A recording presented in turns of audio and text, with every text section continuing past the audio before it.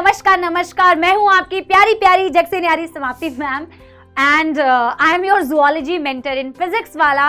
और यूजुअली आप लोगों ने तो मुझे लेक्चर्स लेते हुए देखा ही है, बट आज मैं आप लोगों से कुछ अपने मन की बात, दिल की बात करने के लिए आई हूँ। जैसा कि नीट का जो एग्जाम डेट है वो आ चुका है, इट इज़ ऑन 5 मई 2024 और इस अनाउंसमेंट के साथ में कई लोगों की दिल की धड़कनें तो बहुत ज़्यादा बढ़ गई हैं और कई लोग बहुत खुश भी हैं कि चलो फाइनली जिस चीज़ की हम तैयारी कर रहे थे अब वो दिन आ चुका है मतलब वो दिन बस आने ही वाला है।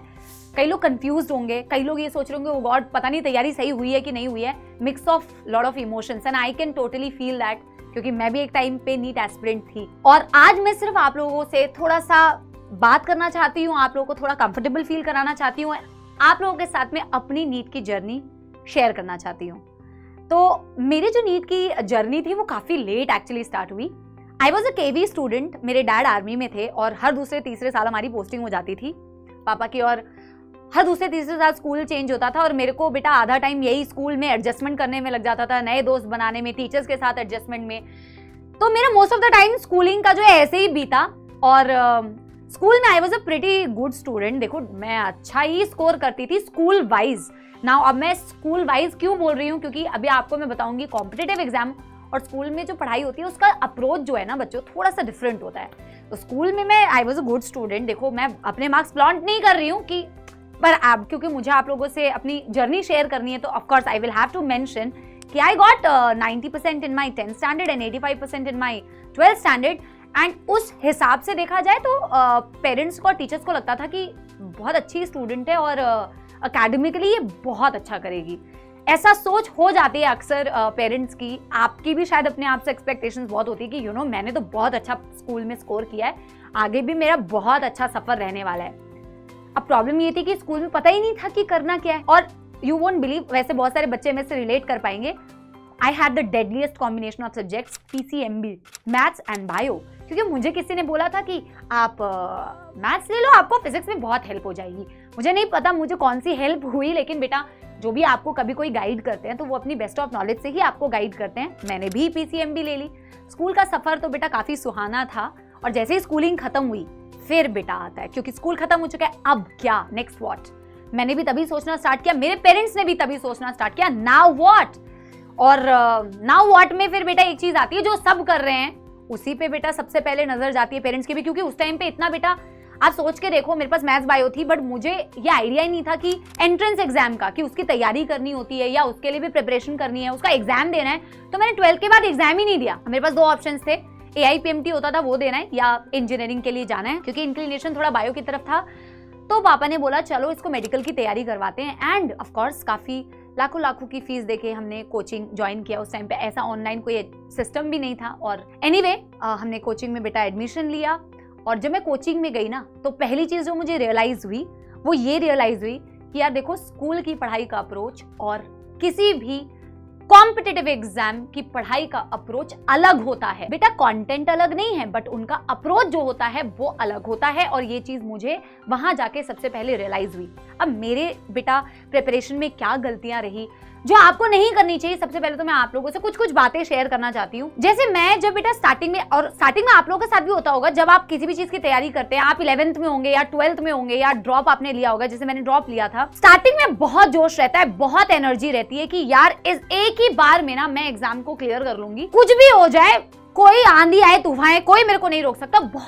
बहुत जोश रहता है, क्योंकि सिलेबस भी धीरे धीरे बेटा, इतना लोड तो होता नहीं है स्टार्टिंग में, सब धीरे धीरे चलता है। और पता है मैंने क्या किया, मेरे को लग रहा था कि अभी तो इतना कम है, ये तो कितना ही है ना, मैं ये भी बुक पढ़ लेती हूँ, बायो में ये भी क्वेश्चन कर लेती हूँ, ये बुक भी लगा लेती हूँ, वो बुक भी लगा लेती हूँ। जो भी टीचर्स एक्स्ट्रा लिखते थे ना, जिसपे शायद मुझे ध्यान उतना नहीं देना चाहिए था, सब बेटा सब पढ़ लेती हूँ, मैं सब पढ़ लेती हूँ। मैं क्लास में हमेशा, अपनी क्लासेस में मैं हमेशा मेंशन करती हूँ क्या पढ़ना है, बहुत इंपॉर्टेंट है ये जानना, लेकिन उससे भी ज्यादा इंपॉर्टेंट है ये जानना कि क्या इररिलेवेंट है, जो आपके बिल्कुल काम का नहीं है, और वो पढ़ोगे तो टाइम वेस्ट करोगे, और टाइम वेस्ट करोगे तो जिन सब्जेक्ट्स को आपको टाइम देना चाहिए वो आप टाइम नहीं दे पाओगे, which was my biggest mistake, जो किसी को भी नहीं करनी चाहिए। बच्चों आपको पता है कि ये जो एग्जाम है वो, जैसे फॉर एग्जाम्पल मैं बताती हूँ कि बायो आज के डेट पे NCERT बेस्ड आती है, लेकिन उसको छोड़ के हम बेटा इधर उधर का सारा पीएचडी करने में लगे रहते हैं और बेटा जो पढ़ना चाहिए वो नहीं पढ़ते हैं, विच वॉज माई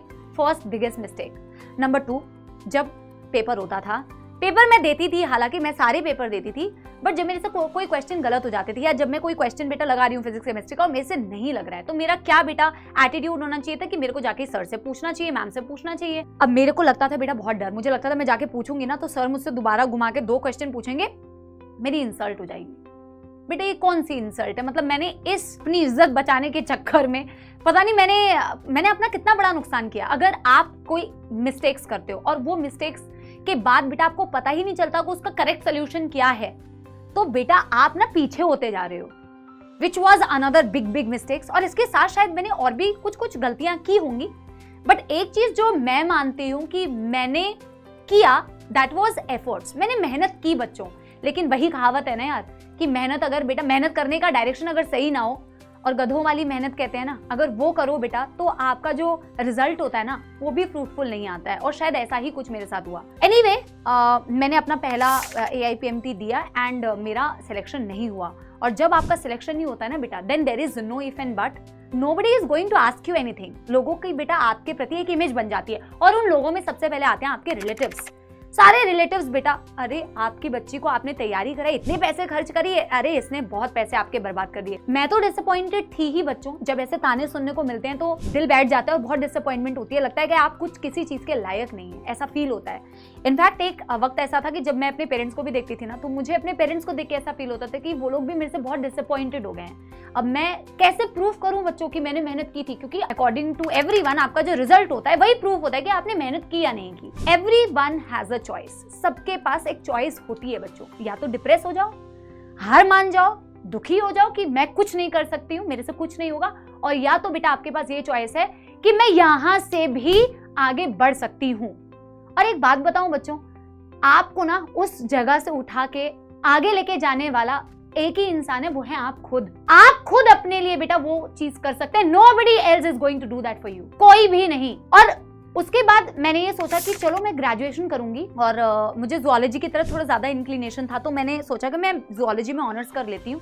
पर जिस कॉलेज से मैं करना चाहती थी, क्योंकि माहौल ऐसा बेटा हो चुका था, स्थिति ऐसी थी कि ऑफ कोर्स मेरा एडमिशन वहां नहीं करा के जहां से मैंने ग्रेजुएशन करी, हालांकि मैं भी बहुत डिसअपॉइंटेड थी, मैं भी बहुत बेटा दुखी थी, लेकिन मैंने सोचा कि देखो मेरे पास यही ऑप्शन है और मुझे यहीं से बेटा करना है जो भी करना है। और जब मैं ये कहती हूँ ना स्टूडेंट्स को, जब भी मैं ये बात कहती हूँ, बेटा 100 लोग होते हैं, वैसे कुछ तो लोग कहेंगे, लोगों का काम है कहना, मुझे पता है, मेरे को भी कहते हैं लोग। जब मैं ये कहती हूँ ना कि यार आपकी की हुई मेहनत ना कभी काम आती है, तो कहते हैं अरे मैम बोलना बहुत आसान है, अरे मैम होता कुछ और है, बोलने वाली बात है। पर मेरे साथ ऐसा हुआ है, मुझे ऐसा लगता है कि मेरे ग्रेजुएशन की जर्नी जो थी वो काफी आसान हो गई, शायद जो मैंने मेहनत की थी ना अपने कोचिंग के टाइम पे, वो किसी को दिखा नहीं होगा, पर मेरी जो ग्रेजुएशन की जर्नी थी वो काफी इजी रही, may be because of all the efforts that I did way back. और आप मानोगे, मैंने वहां से बेटा अपने मास्टर्स में का एंट्रेंस एग्जाम था BHU का, बनारस हिंदू यूनिवर्सिटी का, वो भी क्रैक किया। और सपना होता है हमारा कि हम BHU से पढ़े, मेरा भी था, और मैंने वहां से अपनी मास्टर्स कंप्लीट की, which was the first happy moment for me. और वहीं से मेरी बेटा प्लेसमेंट हुई। एक चीज जो मैं मानती हूँ, देखो गलतियां सब करते हैं, हम इंसान हैं, हम सबके लाइफ में मिस्टेक्स होती है, जर्नी में मिस्टेक्स होती है, बट आज जब मैं सोचती हूँ कि एक चीज जो मैंने कभी करना नहीं छोड़ा, और आज के डेट में मैं जहाँ काम भी कर रही हूँ या कहीं पे भी मैंने बेटा काम भी किया है ना, मैंने ईमानदारी के साथ में काम किया है।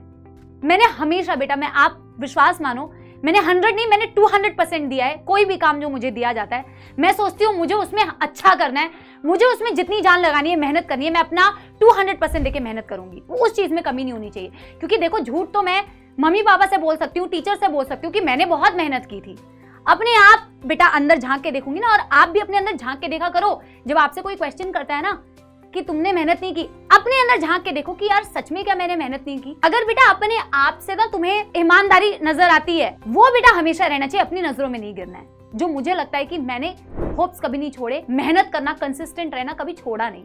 आज जब मैं देखती हूँ अपनी जर्नी को, तो मुझे लगता है वो सारा पेन ना, वो सारा कष्ट जो है ना, वो हट जाता है जब मैं अपने पेरेंट्स के चेहरे पर वो प्राउड फीलिंग, वो डिसअपॉइंटमेंट वाली फीलिंग थी एक टाइम पे, और आज जब मैं उनके फेस पे बेटा वो प्राउड फीलिंग देखती हूँ ना, दैट कि मैं उनकी डॉटर हूँ और they are proud of me, वो फीलिंग जब मुझे उनके चेहरे पे नजर आती है तो मेरा वो सारा पेन जो है ना बेटा वो गायब हो जाता है। अब मैं बहुत सारा बेटा इमोशनल अपना इसे कंटिन्यू ना करते हुए मैं आपसे एक चीज कहना चाहती हूँ कि मेरी जर्नी से देखो आप क्या सीख सकते हो। सबकी जर्नी अलग अलग होती है बच्चों, आपको अगर कुछ सीखना चाहिए तो मुझे लगता है कि फेलियर्स आते हैं, अगर फेलियर आते हैं तो there is always an option कि डिप्रेस हो जाओ, रोते रहो, या वहां से अपने आप को उठाओ और आगे बढ़ाओ। किसी भी बेटा there are a lot of exams that you are going to give in your life, बहुत सारे एग्जाम्स आप दोगे और किसी भी एग्जाम के मार्क्स बेटा ये डिसाइड नहीं करते हैं कि आपका फ्यूचर सिक्योर होगा या नहीं होगा। क्या डिसाइड करता है आपका फ्यूचर सिक्योर होगा या नहीं होगा? वो है आपका बेटा एटीट्यूड। आपके फेलियर्स को डील करने का आपका एटीट्यूड ये डिसाइड करेगा कि आपका फ्यूचर कैसा होगा। अगर आप बेटा हताश हो जाते हैं, निराश हो जाते हैं, तो बेटा वो that is not the solution. अपने आप को वहां से बेटा खुद उठाओ और आगे बढ़ाओ और कहो कि मैं इस लायक हूं और मैं ये कर सकता हूं, मैं ये कर सकती हूं। There is no one बेटा who is going to help you. It is only you yourself. अपने लिए मेहनत करो, ईमानदार रहो। ईमानदारी से की हुई कोशिश बेटा कभी जाया नहीं होती। मैं अपनी जर्नी से सच्ची दिल से आपसे ये बात बेटा कह सकती हूँ। हम सबकी जर्नी बच्चों अलग अलग होती है, मेरी जर्नी अलग है, शायद आपकी जर्नी अलग होगी, सबकी जर्नी अलग होती है, बट एक चीज बेटा चेंज नहीं होना चाहिए, वो है आपके एफर्ट्स और आपकी डेस्टिनेशन। ठीक है, आपकी ईमानदारी बेटा 100% होनी चाहिए और बढ़िया लगे रहो बच्चों। जो काम आपको दिया जाए मन लगा के उस चीज को करो, कभी हिम्मत मत हारना बच्चों। ठीक है, and lots of love to all of you. बहुत सारी blessings, all the very best. Thank you.